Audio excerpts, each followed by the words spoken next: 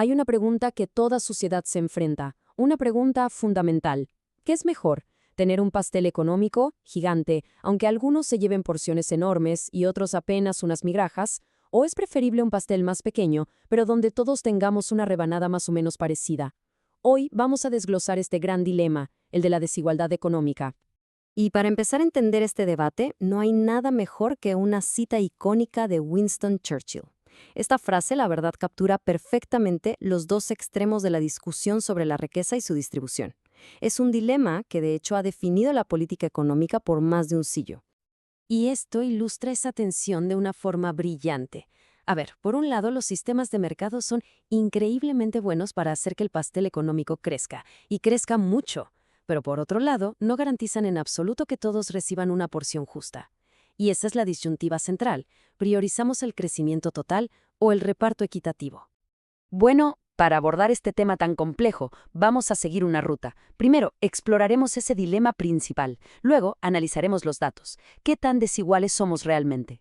Después, nos preguntaremos si esos datos nos cuentan toda la historia. Nos meteremos en la filosofía de qué es justo.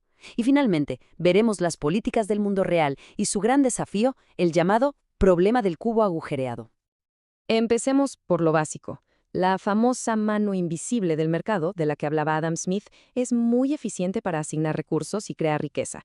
Pero, y este es un gran pero, no asegura que esa riqueza se distribuya de una manera que consideremos justa o equitativa. Muy bien, vamos a dejar la teoría por un momento. ¿Cómo se ve la desigualdad en la práctica?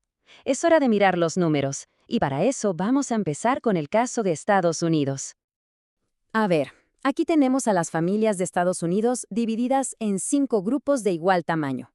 Las cifras, aunque son de 2011, son muy reveladoras. Miren esto, el 20% más pobre recibió apenas el 3,8% de todos los ingresos. Mientras tanto, el 20% más rico se llevó casi la mitad de todo el pastel económico. La disparidad es enorme. Dicho de otra forma, para que nos hagamos una idea, por cada dólar que gana una familia en el grupo de abajo, una familia en el grupo de arriba gana, en promedio, casi $13. Esa es la magnitud de la brecha de la que estamos hablando.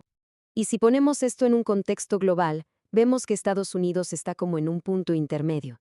Es un país más desigual que la mayoría de naciones desarrolladas, como Japón o los países europeos, pero es más igualitario que muchos países en desarrollo como Sudáfrica o Brasil, donde las diferencias son mucho más extremas. Pero, ojo, aquí es donde la historia se empieza a complicar un poco.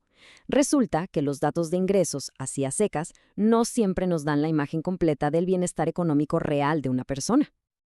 Y es que estos datos pueden ser engañosos. ¿Por qué? Pues porque no suelen contar ayudas importantes como los cupones para alimentos o la atención médica pública.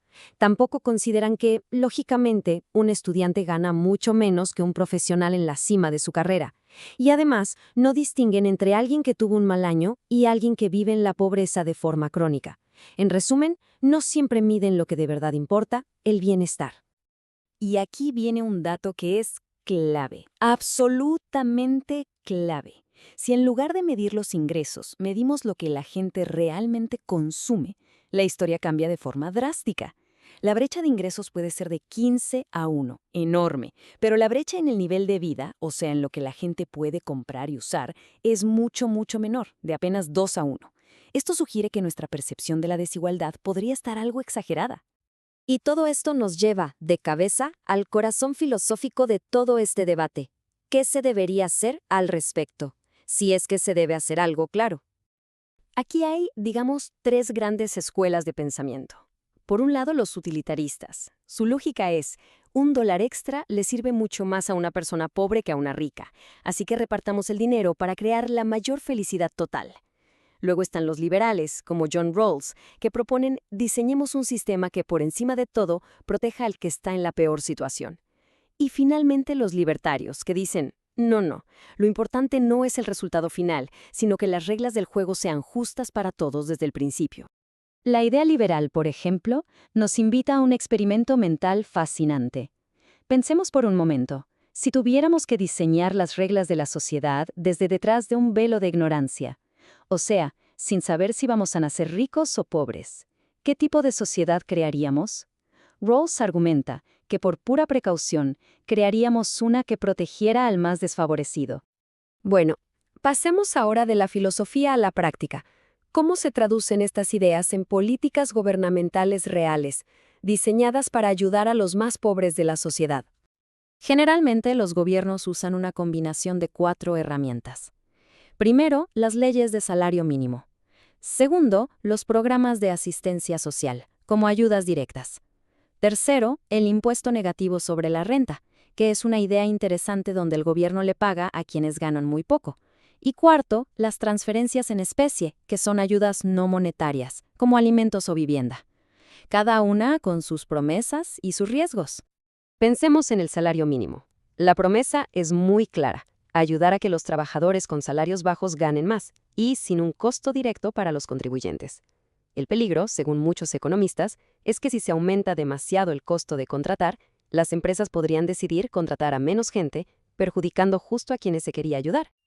Algo parecido pasa con los programas de asistencia social. Por un lado, ofrecen una red de seguridad que es absolutamente crucial, pero por otro lado, pueden crear, sin quererlo, un desincentivo para trabajar. ¿Por qué? Porque a menudo los beneficios disminuyen a medida que una persona empieza a ganar más dinero por su cuenta. Y resulta que todas estas políticas, sin excepción, se topan con un desafío económico que es fundamental y, la verdad, universal. Se le conoce como la analogía del cubo agujereado. La idea es muy visual. Cuando el gobierno intenta llevar agua, es decir, dinero, de los ricos a los pobres, el cubo tiene fugas. Siempre se pierde algo en el camino, ya sea por los costos de administrar los programas, o, más importante, porque la propia redistribución cambia los incentivos de la gente para trabajar y producir. El dilema es este. Para que los programas de ayuda no sean infinitamente caros, los beneficios tienen que reducirse a medida que una persona gana más. Pero esta reducción funciona, en la práctica, como un impuesto altísimo sobre esos ingresos adicionales. Y esto, claro, puede debilitar muchísimo el incentivo para trabajar más duro y tratar de salir de la pobreza por cuenta propia. Y así, volvemos al principio, a la pregunta que al final cada sociedad debe responder por sí misma. No se trata de elegir entre eficiencia o igualdad, sino de decidir cuánto de una estamos dispuestos a sacrificar por un poco más de la otra.